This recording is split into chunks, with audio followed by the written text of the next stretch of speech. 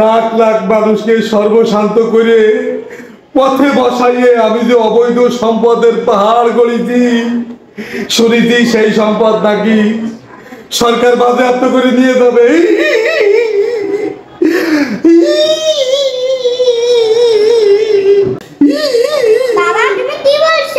ঠিকই বলছি বাবা, এই অবৈধ সম্পদ কোটি কোটি মানুষের যে হাহাকার, সেটি আমার লাগে গেছে। আমি যদি এই সম্পদ দেশে না রেখে বিদেশে পাচার করে দিতাম, তাহলে এই সম্পদ আর নীতি পারত না।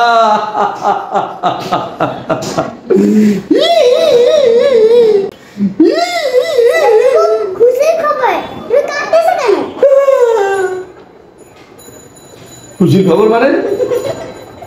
এতে এত খুশির কি হলো? তুমি মানুষের টাকা মারছো, আর সেই টাকা সরকার তোমার কাছ থেকে নিয়ে দেশের মানুষকে দেয়।